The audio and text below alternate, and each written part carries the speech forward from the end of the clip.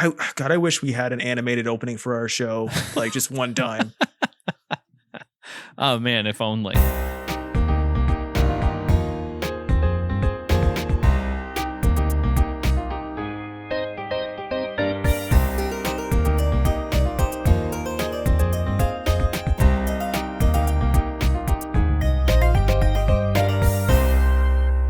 Hello and welcome to your Patreon exclusive bonus episode of predictocast.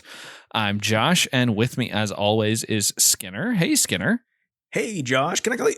I wish I could find a way to say your name as annoyingly. Josh? As Andrew McCarthy says, Richard or Richie. Richie? Lair? Lair? Richie! Like 90% of his dialogue is just saying Jonathan Silverman's character's name. That's it. So Skinner just let the cat out of the bag, but we are talking about Weekend at Bernie's 2.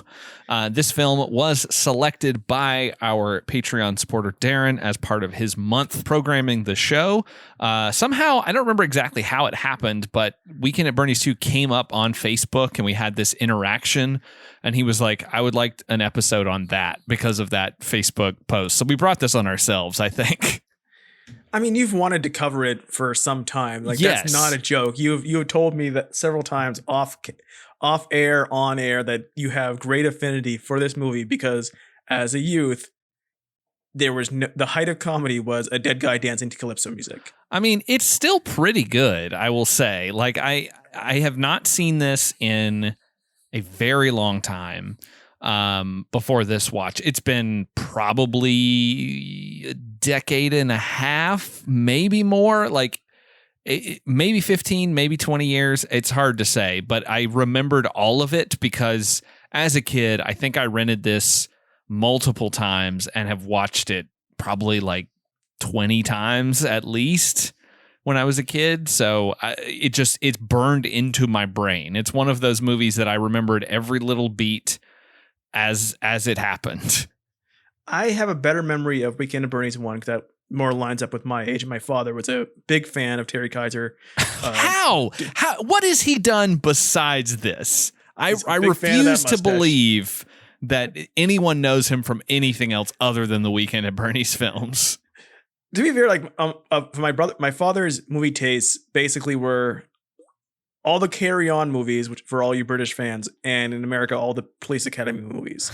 Like we were early adopters of Betamax videotape, and like we had the HD DVD of the day. Yes, our machine caught fire, so that's when we got a VHS. But like we were deep into like every Police Academy movie as it came out in our house. Like, so I watched the first one quite a few times. I specifically remember seeing a character, the main character is looking at a girl in a thong with my parents in the room and just being incredibly uncomfortable. Oh yeah. But I didn't like, if you would put a gun to my head, I would not have been able to tell you what happens in this movie except for he dances to the conga. But as I watched it, I like, okay, yep. It was funny because I was talking to one of my roommates about Weekend at Bernie's 2, which they had never seen. And I was just telling them about it. And I was basically recounting the entire film, like from memory. And I don't think I messed anything up. That's very impressive. Here, what's really, okay, so to get out of the way first, like Weekend at Bernie's 2 is famous for being, it's not the worst movie of all time by any stretch, right? No. It's not the unfunniest movie of all time by any stretch, but it is kind of by like, just the fact of its existence, the seemingly least necessary sequel in history. It is very unnecessary. It makes no sense. It feels so different from the first movie. Like, I've seen the first movie fewer times than I've seen the second one, because as a kid, a dead zombie dancing around to calypso music is much more entertaining to me than two random guys trying to hook up with women while concealing a death. But yeah, it feels like such a different tone, like completely different. I think just because it's, to me, because the two characters from the first movie, this takes place right after the first movie. Which is unbelievable. It is unbelievable because Andrew McCarthy is aged 25 years. But like, the fact that you have this whole movie where in general, in one of these movies, like the characters learn to become better people, and these guys don't. No. And like they end up on another like tropical resort, and once again, even though they spend an entire movie like being wowed at the idea of living with wealth and living in the tropics and living in like this beautiful rich person life, they get there and they're like, oh wow, rich people stuff and warm weather. I'm like, you guys just had this. You guys just went through this. Why is it still so amazing to you? And it fucked you over last time. Why are you guys still it like in storyline canon? It just happened. Like it happened days ago. Yeah, it like conceivably happened like the weekend before, because I mean, I guess that makes sense. I mean, you have to do that, otherwise. Like, he's decomposed, which is always the funny idea of, like, Weekend at Bernie's 3, he's finally a fucking skeleton. Well, it says that they tried to do a third one, but it never happened, which now is the time. Now is the time. Like, we've talked about this. You have, a CGI skeleton walk around. You don't even need Terry Kiser's likeness at this point. Just the skeleton has a mustache. That's all you need. That is Bernie Lomax. So how much do you think Terry Kiser got paid like a regular set? Like, did he get paid more or less than Weekend at Bernie's 1? Because at least in Weekend at Bernie's 1, he has a speaking role. He is alive at the beginning of that movie. He is a character who is then killed, and then they have to deal with his body. In this one, he does not speak at all, but he dances around and wanders around and has a little smirk plastered on his face constantly. Did he make more for this or for the second one? I think he'd have, like, because you can't do Weekend at Bernie's 2. Period. You can't do Weekend at Bernie's 2 and not have Bernie. So that's a lot of true. That's a lot of leverage. And I mean, he had to get paid really well for all the stunts that he does. Well, I mean, it depends on like the idea that if a movie uses a prop dummy that is using your likeness, like that is still your likeness and your intellectual property, right? Because it's you, even if it's not you. So even if he had like less to do here, because there was more of them dropping dummy work around, some good it's still dummy work. him, great dummy work. But like, he's a charismatic dead guy. He dances all over this fucking movie. The best part of this movie is Bernie Lomax dancing. Like, yes, anytime it just follows whatever fucking Larry and Richie are doing, it's stupid and horrible, and they're not likable. Like I could not care less if Larry dies. I mean, they had to add 2 more bumbling characters because they're like, we don't want to spend too much more time with Larry and Richie.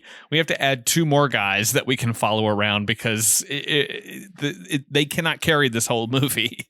They can't, because they've already done it all. Like their whole arc already happened. Yeah, Larry is scheming and a slime ball. Richard is nervous but goes along with it because he's horny. That's it. Like that's like we went through it already, and then they're back, so they had to have someone else to follow, and the corpse has to move on its own, so it can be in scenes without them. Yeah, like I this title also doesn't make any sense because they're not at Bernie's. No, it should be Weekend with Bernie. Yes, another Weekend with Bernie. Weekend at Bernie's 2, just in general, WAB 2. And the poster is a wet ass Bernie. He's underwater. like the idea, like you have to call Weekend at Bernie's 2. There's some corpses in this house. There's some corpses in this house. This is in this house. Free mustache rights for that one. I don't think he gets laid in this movie like he does in the first one. But well, we don't know what happens on the beach with that woman. They're making bacon on the beach. But like, you have to name it that off naming conventions of the 90s. Of course. But like at the same time, it makes no sense to call it that. And also because it's the most unnecessary sequel ever, and it's like by movie standards, like 4 years is a long period of time for a comedy to really, with the entire same cast, to come back, right? It has no clout. Like no one came back like, oh, finally this movie has a sequel that no one expected or wanted. So it came off like it's like they made it because the first one did really well in rentals. But oh yeah, I think so. I mean, the first one did fairly well box office wise. Like it made like $30 million in the box office. That's pretty good. And that, that would of course lead to them doing a sequel, but the second one only made like 12 million. So they did not get, they got a return on their investment because the budget was only 7. So they definitely made the money back, but it clearly was not enough to, make a difference and get people to come back to the theater. I mean, it didn't help nor ruin Jonathan Silverman or Andrew McCarthy's career. Did it not? I mean, Jonathan Silverman went on to have the highest rated television show that was ever canceled. I never saw that show. What was that show called? Suddenly Ted or something? The Single Guy. Oh, okay. Which is like the most, like, if you were making a fake TV show for a sketch, for that you were trying to like, I'm gonna get a sketch version of a show that would go on between Friends and Seinfeld, you would call it the Single Guy. And that's what it was called. I had a girlfriend at the time who was very into Friends as a show. So I watched it with her, and it was on beforehand. So I did watch Single Guy. I don't remember that much about it, except for like the third, like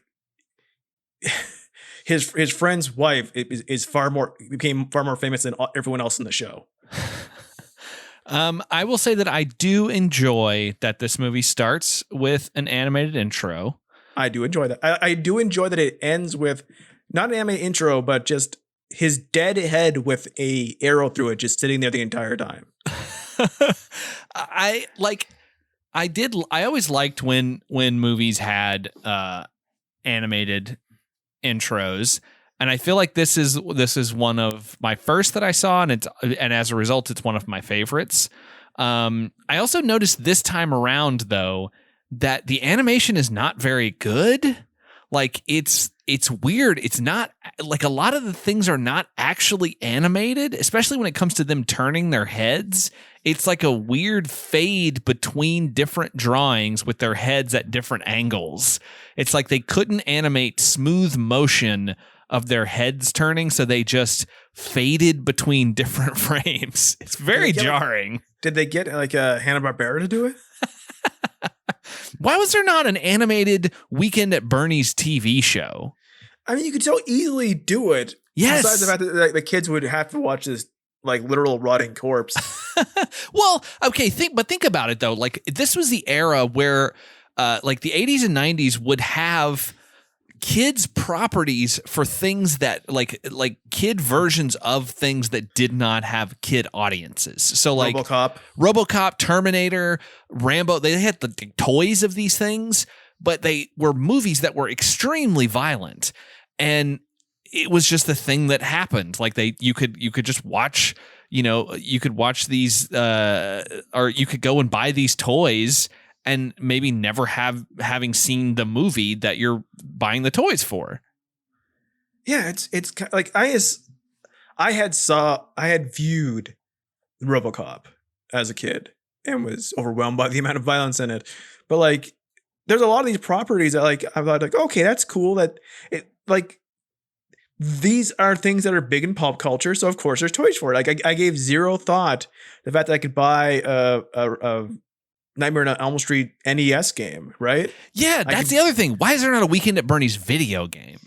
Oh man, you could do so much with it right now. Like that would be amazing. Actually, I think I would love an NES Weekend at Bernie's video game. Even now, if you get a current one with all the like stealth games, like where you have to you have to be carrying Bernie just the right way so you blend in with crowds, and it's like all the kinds of it's all physics based. I need a side-scrolling Weekend at Bernie's video game that's sort of laid out like the Home Alone video games, where you have to avoid like random things that don't have any like play in the movie, kind of like the Darkman video games that have just random shit in them that aren't in the movies. So you would have to avoid like rats, or you'd have to avoid like coyotes or something, just a random animal that was after you on the beach, while also dragging along this dead body. That'd be so good. I think the only two properties that I had home games of that I ended up with because I even as a kid I knew that most of these movie games and TV games were shit. I had the Nightmare on Elm Street game. It was 4 players and it was on sale down in Freeport, Maine when I went to visit once, and I was stuck shopping with my parents and I found the one toy store, and the one NES game they had was that, and the other one was Toys, based on the Robin Williams movie for the Super Nintendo, which I had not seen the movie at all. I played the game twice and then I traded in at a flea market. I think there would be a great version of a level in the Weekend at Bernie's game where his body is falling down like various platforms on a building, and you're controlling the platforms. So his body is falling, but you have to move the platforms into position to catch him and like keep him from falling completely down to the ground, his body exploding. I was thinking like you could do a puzzle game where like it's not quite Tetris, but like you're moving the different parts of Bernie to fit into various positions. That's one of my favorite things about this movie is them trying to fit him into various places, like the suitcase and the refrigerator. Also, when they put him in that suitcase and put him on the airplane, how the fuck does that work? They just conveniently jump over that because I think Richard says, "What about customs?" And he's like, "Well, no, we're going to the Virgin Islands, so it's all U.S. and it doesn't matter." And then we just cut to them landing, and it's like, well, then that still has to go through security, right? As some sort. I mean, I don't know if they have bomb sniffing dogs, maybe not corpse sniffing dogs. Yeah, but you still have to put your suitcase through a fucking scanning thing. I believe they still do about that, but it's America to America. Well, Americans wouldn't bring bad things to America. My God, the things you could get away with in the 90s. I wonder how many Americans were informed for the first time that the Virgin Islands were part of America by watching this film. I would say probably a majority of the audience. I've had it mentioned to coworkers over the years many times when shipping stuff or dealing with things of international versus non-international manner that Guam is part of America, that Puerto Rico is part of America. Like they're like, oh, it's going to Puerto Rico, so it's going overseas. Like, no, it's not. But anyway, speaking of him in the suitcase and going into the refrigerator, there's a scene where they take him out, which is hilarious. But Larry gets a big nose full of him and recoils from his rotting corpse smell. And yet that for the rest of the movie, no one ever mentions that he stinks again. No, yeah, he's fine. They sprayed that deodorant on him and everything was good to go. So let's set up exactly why they're in this predicament.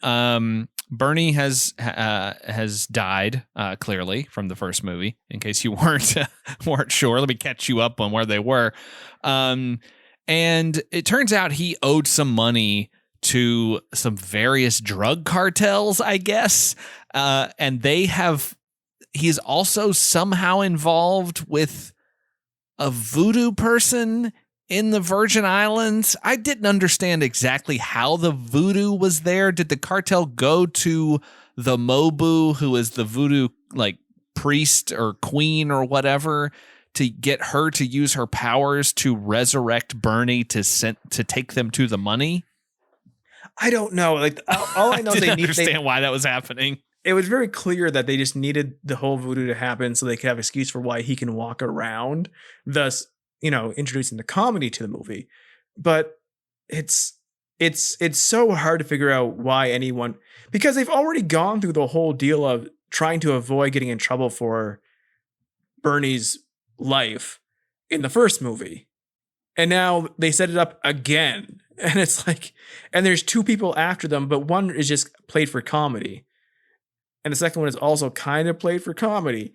But like it's voodoo because this movie is deciding that every person of color is involved in voodoo of some sort. Oh my God, yeah.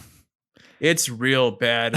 When like they talk to like their one person of color friend, Claudia, and she's like, of course I know about voodoo stuff. And of course my father, who's a doctor, is interested in black magic. I'm like, wow, really, huh? Just all of every single one. Like the first person you talk to is like, oh yeah, that's voodoo stuff. Yeah, like, I mean, that's wild you made this, that everybody's connected. If you made this today, you could have them have cybernetic implants, right? Though we don't have that technology, because otherwise there'd be corpses walking around with Roomba parts attached to them everywhere. Oh but man, still, that is a great way to keep your grandma around. Just put her on a Roomba. It's so cute. You can put little outfits on her and put outfits on the Roomba that make them match. So because the cartel needs them to get the money that Bernie has hidden away from them, she sends two random guys who show up at this this voodoo temple during sort of like a weird voodoo ritual. They think it's a party. This is Charles and Henry. And she puts a spell on them and sends them to New York to get the body, to do a spell to bring Bernie back to life. Extremely convoluted, and also, as I was saying before, incredibly tonally different from the first movie. The first movie, he's killed with some poison by this mob guy, and in this one, there's magic. Yeah, I mean, the first one, everything they do is basically practical effects.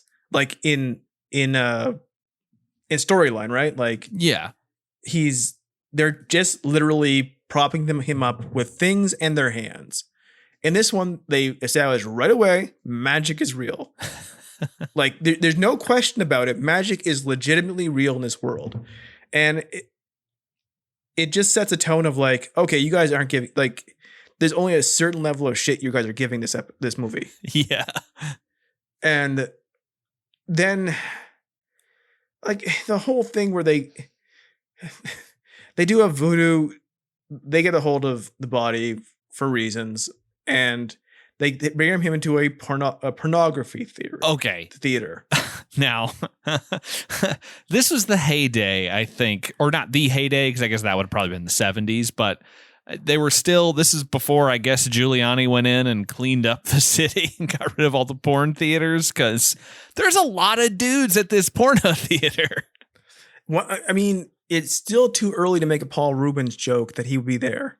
Is it, though? Because I think this had happened. I think this movie came out in 93. I think Paul Rubens was around the same time, right? I think so, but we weren't ready to laugh about it yet. That's true. But like, yeah, like they need to do a ceremony, but you know, they don't know what they're doing because they're just hired help. Basically, they're blackmailed into it through magic or something.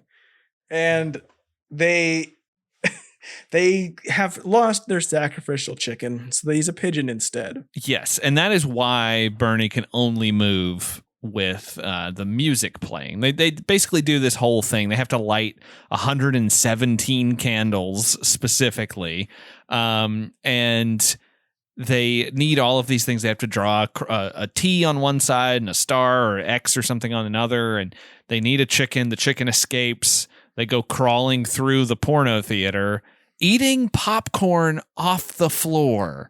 That is bad in normal movie theaters. Do not do that in a porno theater. No, I mean, you don't want to do that. I mean, it might give your immune system incredible powers. If you survive from eating the popcorn off of a porno movie theater floor, you will be Superman.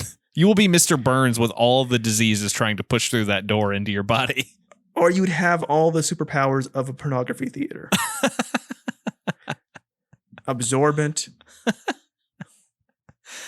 Sticky, just able to make any surface sticky at will. I like the guy that they come upon who has a chicken with him, and they assume that it's their chicken, and he goes, "No, this one's with me." Now, did he bring that chicken with him, or did he just find the chicken wandering around and goes, "Oh, this is my new friend"? It's the same question of when Homer is asked, have you ever seen a man yell at his shoes? And he says, yes, once. Is he talking about one other time before then, or just that moment? But I'm curious what would have happened with Bernie if they had kept the chicken. Would he just walk around and do what they said? Would he become fully back to life as a zombie? I don't know, because that would like, have been interesting to find out, because it feels like they can't. Could they have just found another chicken and done it again, and would it have fixed it, or was it always going to be the music plays, and so now he's always just going to be this zombie that walks around only when he hears music? Why didn't they shove him in a suitcase, fly him to the Virgin Islands, and then bring him to the Maboo, and then have her figure out what she needed to do? I don't know, because there's really no point in him doing it when they're in New York, because if it had worked and they had figured out how to have him do his thing, then would he just walk into the Hudson and then just go down and stay on the bottom of the ocean until he got where he needed to go? I don't know. It's because if the boys, my boys, Larry and Rich, had used this dancing power to get him to the Virgin Islands, that's one thing. But he's a full corpse for them. They shove him in a suitcase. Yeah. So could have Henry and Charles. They didn't have to bring him to the island as a dancing zombie or whatever. Because at no point when they get to the Maboo does she say oh, why is he only moving when dancing? He's supposed to X. Yeah, there's never any question for that. But also I think they don't know where the money is hidden. So it's just blind luck that they take him to the Virgin Islands and it happens to be there. Why? I mean, there's a treasure map too. Why does Bernie Lomax have a treasure map and a buried at sea treasure? I don't know. He's just a busy man. He's just a businessman. This is what this movie needed, and to give us more on-screen Terry Kiser, we need some flashbacks. We need flashbacks of him alive burying this money. We need to go by some place that he because if he's buried at the Virgin Islands, they're not staying at Bernie's. There is no at Bernie's in Weekend at Bernie's 2. They're staying at a hotel on his credit card. Yes, but he did bury his treasure on this island, though he does not live there. So all you had to do was have him have a second place. Yeah, he has a home there. He has a home there. He has, even if it's small, it's just a place for him to go relax. And then you go by and you're just walking this place. And with environmental storytelling, you have a picture on the wall of one of Bernie Lomax's ancient relatives, Lomax the pirate. It's just Terry Kiser in a pirate costume on the wall. And that tells you why he buried a treasure, because it's in his blood. And they could have had a great opening montage showing off various Bernie relatives hoarding money away from people. Speaking of absolutely unnecessary sequels, Weekend at Bernie's 2 does not make sense as a name for this movie other than it is a sequel to Weekend at Bernie's 2. But what movie sequel that is unnecessary that does have a title that would match this is The Legend of Curly's Gold, City Slickers 2. Yeah. Curly should have stayed dead, but have been brought back to life by voodoo for them to lead them to Curly's. And then you have this as fun as it to watch the Terry Kiser be this clown of a walking corpse. Can you imagine Curly doing all this physical comedy and not trying to kill the director off? That is also a sequel that I've seen more than the original. I need a corpse. I need Curly's corpse whenever music is playing. He's just doing one-arm push-ups. Yes, that is it. It's very good. It is very Jack Palance. Why not have him in this movie too? Oh well, I was going to say they could have. Weekend at Bernie's 2 could have stolen an idea from City Slickers 2, which is to have a Bernie twin. And Ernie like, Lomax. Ernest Lomax. but like they go down to the Virgin Islands because they find out that Bernie has a place there, and they're like, oh well, let's go investigate because maybe there's something there. Because they go to the Virgin Islands because they find out that he has a safety deposit box there, and they're like, well, maybe there's some money there somewhere because the money's missing from the company. Barry Bostwick is a sort of investigator who is after them. He spends most of this movie taking photos of women who are walking around on the beach.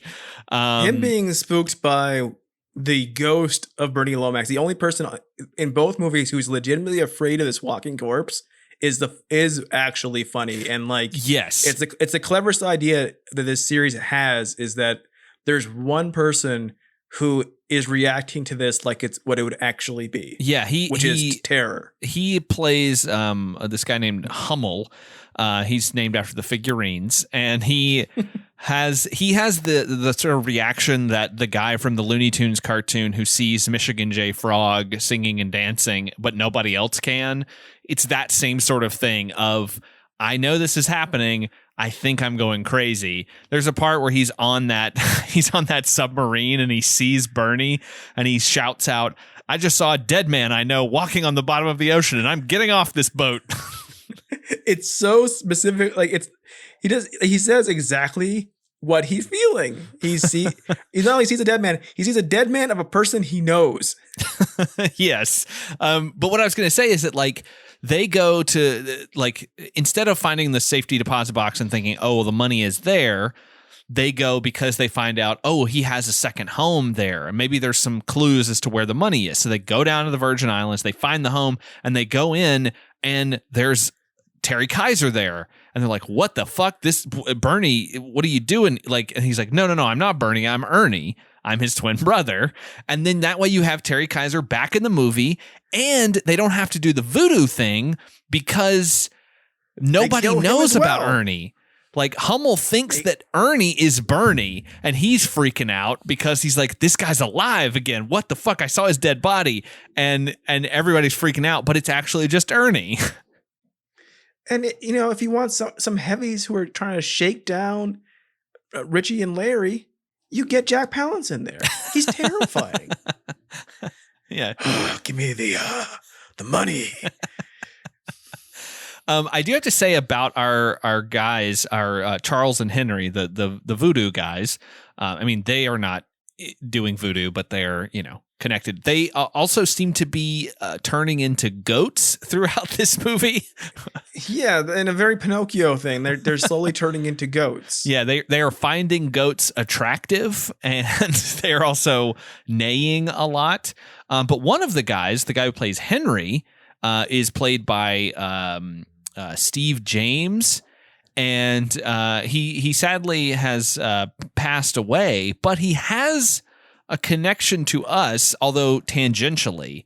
He is in, and it's a movie that we will probably watch at some point, Blood Fist 5.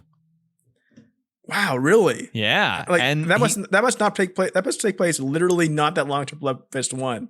No, it's 94. So yeah, not that far after. It came out post him being dead. Yes, it did. It got delayed. Actually, like he's almost Bernie, because he dies this year. This movie comes out. Yes. Wow, so I didn't think about that.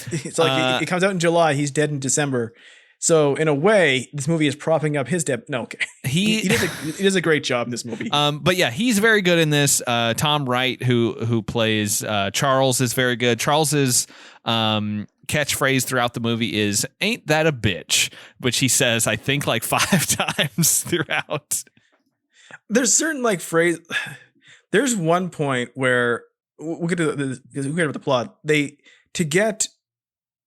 Like the boys get the money, or they get the map to the money.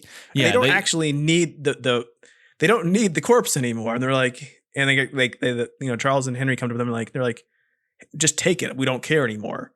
But Bernie is gone because the plot, and they're taken to the Mabu, and she gives poison, voodoo poison, to Richard, and he has like until sundown to he'll die at sundown so he can get back.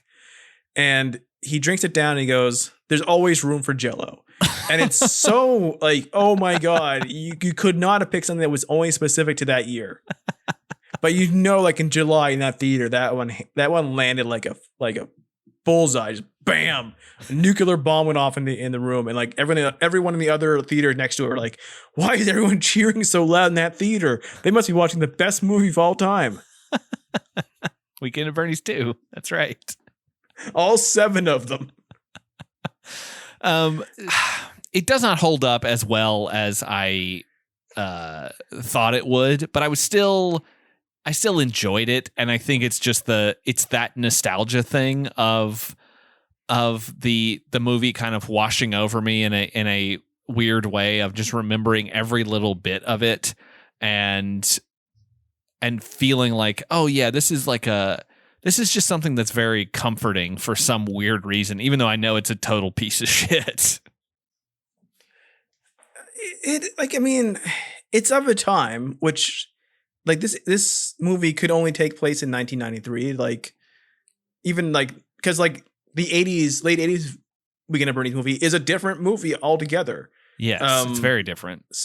So I don't know. Like, I can see there's a bit of me like that. Like when I watch it, I like picture myself back with my high school buddies, just hanging out, trying to pass a lazy Sunday, and we have nothing else to do. So let's watch Weekend at Bernie's 2 for the 3rd time or something. And like I have that, like there's that moment of like, oh, I remember how my parents' basement smelled. It wasn't that great. I mean, speaking of pieces of shit, we should talk about Larry and his blatant, sad attempts to have sex with Claudia. It's incredible. He is such a shitty character. Like, and the weird thing is that like he is an absolute piece of shit, but also he's doing a good thing by robbing from this terrible man who's now dead. It's like, who gives a shit what you do with that guy's money? I don't care, but like, you suck so bad. He sucks so bad. Like, the whole idea is that, like, Bernie Lomax was a worse person than him. And the company he works for is just a big faceless corporation. Who gives a shit, right? And money is money. Like, they all want their money, but like, there's more money where that came from. The rich just, shuffle it around. It's all ill-gotten anyways, because he's from the bloodline of pirates.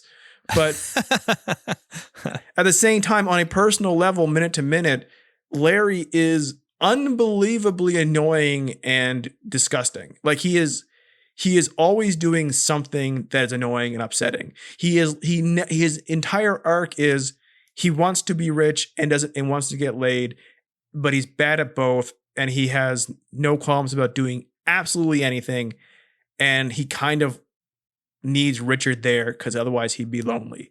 Yes. And that's it. Like, he has no, like, he doesn't learn any lessons at all, ever. 2 movies, nothing. He's still a shitbag at the end of it. He's no better. And like, he's not fun to watch. No. McCarthy is grating as him. Yeah. Yeah. I do like that they don't let Claudia ever for a second fall for it. Like, she never is like it doesn't seem like, even towards the end, she never seems to be like, she seems more interested in Richard than she is in Larry. And she doesn't seem that interested in Richard. Like, no, she just doesn't want him to die. That's basically her interest. Yeah. Like, for some reason, she takes some kind of pity on these 2 losers from mainland America. Like, the movie does like take the ultimate shot at Larry where we find out at the end, because in the stupidest thing possible and pretty damn racist, the voodoo curse, they can't get the antidote because they knock out the Maboo. Yeah, well, so they have this giant downhill runaway cart sequence with Bernie on the front of it that is careening down a road and through the jungle and like all kinds of stuff, and it ends up at the Mobu's sort of temple place, and she gets knocked out. So they have no way to save him, and like what it does is that the curse is making him lazier. Like he's just like getting sleepy, and he's which like I remember this very clear at the time, being like, seriously, they're doing this, but like. Apparently, Claudia's father can make a cure for it. He's a doctor. This who loves doctor who knows voodoo. That man, it's and it requires the blood of a virgin. Why would the doctor ever entertain that? I don't understand. It works, and because magic is real in this world. So God is dead. But maybe that's what we need to cure coronavirus. Well, let's go find one of the Trump sons who have sexless marriages. But the Larry is a virgin, and that's the big comeuppance for him over 2 movies, is that he's actually never gotten laid. But it's Claudia is so like not a character, but like I appreciate that she went on to like she's the screenwriter for Baps. Oh, really? Yes. Oh, I didn't know that. That's cool. She's like a successful writer. Oh, she's written a ton of shit. Wow. Yes, she's very successful, and she was in this movie. Where who the character who they can go talk to, so who can say, "Oh, I know somebody who also knows voodoo." I mean, I do like that. Basically, like everything that Larry tries to pull on her, she's just like, "Yeah, right." Oh God, I knew it. Like that kind of thing. Like she never for a second is like, "Oh, I'm warming up to this guy," and he constantly. Because she is curious what's going on with the map and with like this potential voodoo connection, because her dad is so interested in it, like she sticks around because she wants to know what's happening. But it's also weird that like Larry, because she's hanging around, I think Larry takes that as like, oh, she must like me. So then he's like, oh, hey, baby, baby. Like he keeps calling her baby over and over again. He is like unrepentantly a terrible person, and like I'm gonna guess they expected you to like him somewhat, but like Anna McCarthy doesn't even stand up straight this entire movie. He's just like this like creepy crawly rat guy.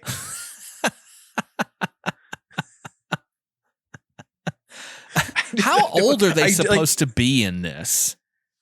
I mean, they're clearly always supposed to not be kids, but like early 20s, like, maybe early 20s. I mean, they're. I mean, for even early 20s, they're just, hey, look at that babe's tits, and they both like run outside. Oh yeah. So like they're. Speaking of, there's a fucking nudity in this PG movie. Yeah, with Barry Bostwick at one point. Yeah, it's very bizarre. Like at one point, Bernie's corpse is dancing around on the beach, and it gets caught in a parasail thing, and it drags him along the beach. And as he is going, his arms are out, and they grab the tops off of these 2 women, and you just see their breasts. And it's like, wait, what? This is a PG movie. And much like that, I had my parents in the room while I was watching it the first time, guiding me to watch this awkward moment to have be in the same room with them with. I'm sure my father laughed at. I would have thought that would have gone away by 93. Like PG-13 existed at that point in time. Like, how is this movie still PG? There's a dead guy in it. Like, yeah.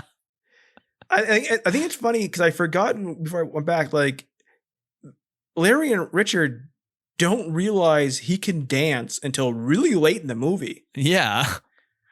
Like he keeps disappearing on them and they don't know why for a long time. Like we see, like he's been dancing for Henry and Charles a lot. He's dancing with people on the beach. He's doing all this stuff. He's doing this great dance where he stands up by thrusting his pelvis. It's great physical comedy, but like the main 2 characters who, if you probably watched the trailer, you would think they were dancing along with him the entire movie. They don't realize it for a long, long time. Yeah. I like the couple that Bernie, I guess he destroys their marriage. I love his phrase. I wrote this. I didn't take many notes. No, I remembered this movie so well I didn't need to. I wrote down Bernie in a shopping in a shopping cart. Best comedy start at morgues, and dancing to bring him to life crotch first. Wow. But my other note was when this guy gets broken up by Bernie and how Bernie's sexual magnetism through dance. He complains to his girlfriend that he's better than Bernie because he goes, I could bench press a Buick. and he's supposed to be a musclehead, but by 2020 standards, he's not that big. No. And also Buicks are heavy. So yes. There's also a scene where, like, when talking about the Mabu, who is just a regular looking person, because Larry is a awful human being, he calls her that fat woman. And it's like, what are you talking about? Don't Charles and Henry ask if that's Oprah? I think so. And I'm just, it blew my mind. It is so unbelievably rude to the actress. They keep doing this. Yeah, it's it's crazy. I think now that we brought it up and now that I'm thinking about it more, like, I would have loved there to be a twin, or we find out that the Bernie who died in the first one was actually Bernie's twin that he set up to take a fall, and he's been hiding out in the Virgin Islands, maybe waiting for the heat to die down. Here's what happened. Bernie Lomax, he's running with the rich, right? He's running with all the powerful people in the nations, but he's doing all this skeezy stuff. He knows about Dark Underside because he's trying to infiltrate them to take them down. He has to fake his own death. He kills a guy, and he does plastic surgery in the course to make it look like him, and now he's incognito because he's taking down the elite. He's taking down the Washington Swamp. He's taking down Epstein. Bernie Lomax is Q. Or he did die, and they've cloned him to use him in their political gains. It's one of the two things. It's the only thing that makes sense.